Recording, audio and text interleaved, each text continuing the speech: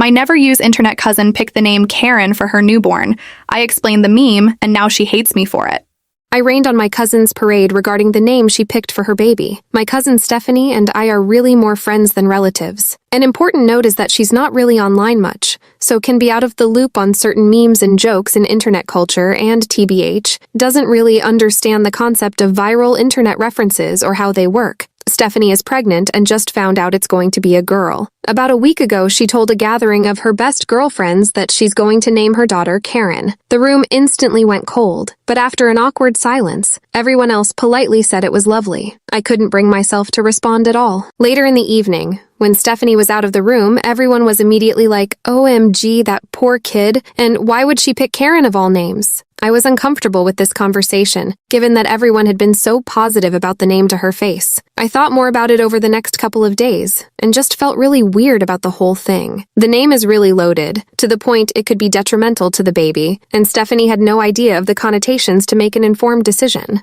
So a couple of days later, I tentatively brought it up. I told her I was so excited for the baby and just wanted her to have all available information when picking a name. I then started to explain that Karen has some negative connotations and has become sort of an internet joke to describe a specific kind of entitled middle-aged woman. Stephanie instantly was furious and started talking over me saying, "Why are you saying this? This is so mean." I was really surprised by her reaction. It felt very, very out of character. So I immediately stopped and said, "I'm really sorry. I didn't mean to hurt your feelings. I just wanted to tell you something I thought you might not know." She replied, "That's the name I picked for my daughter. And you think I picked it as some kind of joke? I don't understand why you'd say something so hurtful." When she said that, I felt like it signaled that she didn't really understand what I was trying to tell her. So after agonizing for a second about whether to press the issue even though she was so angry, I felt like in for a penny, in for a pound. And since she was already mad, I wanted her to at least understand what I was trying to explain to her. I Googled Karen Know Your Meme on my phone and tried to show her the screen of results while saying, "Look, I'm just saying that there's more meaning to the name than you may realize." She stood up, pushed my phone away, and shouted, "Wow!" She then stormed out of my home and drove away. My aunt and mom have been berating me all week because Stephanie told them that I made fun of her baby name. Stephanie has not spoken to me or responded to my texts since. I can take a hint, and I'm not going to broach a topic again that caused so much distress. But I keep going back and forth on whether I was TA here by bringing it up in the first place. Update. My post last summer wasn't the most exciting or dramatic on Ada, but I wanted to provide an update if anyone is interested. Baby Karen was born healthy and happy back in October. She's an absolute sweetheart of a baby, and I'm totally in love with her. Between March and May, I didn't get to see her at all in person, but I was doing regular FaceTime house party calls with Stephanie and Karen, and over the last few weeks, I've been going over to Stephanie's house to sit in her backyard and chat with Stephanie coo at Karen from a lengthy distance. I have two reasons for updating. First, I've realized since Karen's birth that her name has taken on new meaning to me. When I'm with her, Karen just means her, and I don't think about the other connotations. In other words, you guys were right. That said, though, my second reason for updating is that Stephanie got back into her years unused Facebook at the beginning of the pandemic to keep in touch with people. She's been on it pretty regularly lately for the first time in years. Historically, she's not really been into social media. Most people in our area, social circle, have been posting really heavily about BLM and the protests happening right now, as well as racial justice issues more generally. As a result, Stephanie has now come into contact with a deluge of Karen memes for the first time and found them confusing and horrifying, especially the use of Karen as shorthand for a racist. I've basically just declined to talk about it with Stephanie because it went so poorly last time, but both my mother and her mother have hounded me about it because it's upsetting to Stephanie and said things like, "Is this what you were talking about before? Why didn't you say so? Why didn't you explain it better? You should have told Stephanie." And Jesus wept. You really can't win.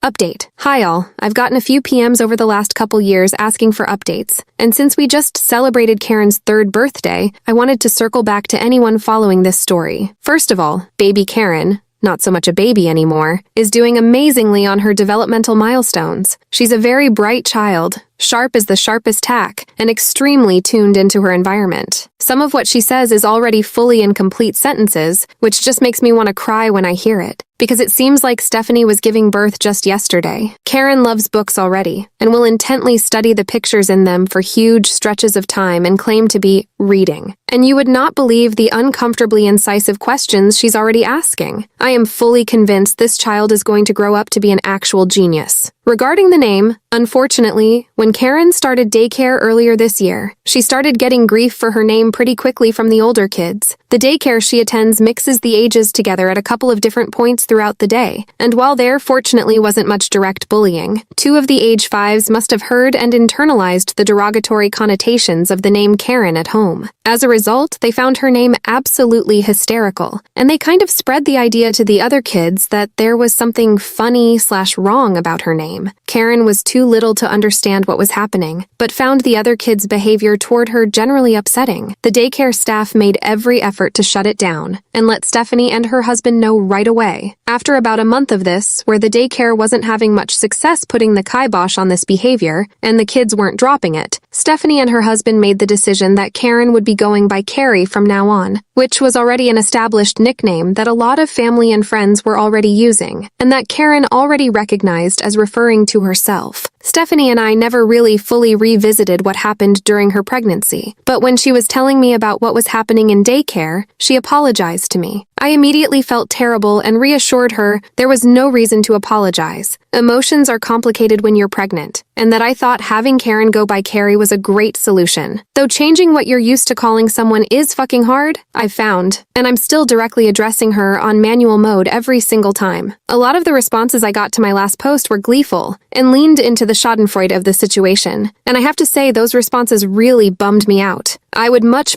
rather live in a world where I was wrong about the impact Karen's name would have on her. I cannot emphasize enough what a sweet-dispositioned, smart, curious, loving little girl Carrie is, and how much she deserves every good thing in life. Also, a lot of people didn't like Stephanie in my last post, but I need you to understand that this is a tiny snapshot of a very emotionally high-strung time in her life, and overall, Stephanie is a wonderful lifelong friend. She has gotten me through so many personal crises over the years, and she will never fail to show up for the people she cares about. Being pregnant and having a strong emotional attachment to the name you've picked out for your daughter is completely understandable, and her pregnancy was pretty rough on her moods. She once wept uncontrollably at a cat food commercial when she was about 7 months pregnant. I also think my approach for trying to explain the name issue those years ago was very clumsy, and I could have done a better job of bringing it up. That said, with the distance of time, I am really glad I did broach the topic. I feel like I owed Stephanie that information, and I can feel good about giving it to her. If I'd chosen not to bring it up at the time, I think I'd have a lot of regrets now. The only thing I'd change now, looking back, is that I would try to bring it up more gently somehow with Stephanie so I could have had the chance to explain. In summary, all is well. We've run into a little bump in the road with other kids' reactions to Carrie's name, but in some ways, it's better to get this out of the way now, when Carrie doesn't really understand what's happening, than have this happen in kindergarten or elementary school down the road, when full-on bullying could be a risk. She's adjusting really well to going by her nickname full-time, and Stephanie and her husband are planning on enrolling her with Carrie as her preferred name in all future schooling. And since schools around here go by preferred name rather than legal name in things like classroom roll calls, it's possible she can get through K-12 without it ever really being widely known among her peers that her legal name is Karen. And I really hope this common usage of the name Karen dies down in the next few years.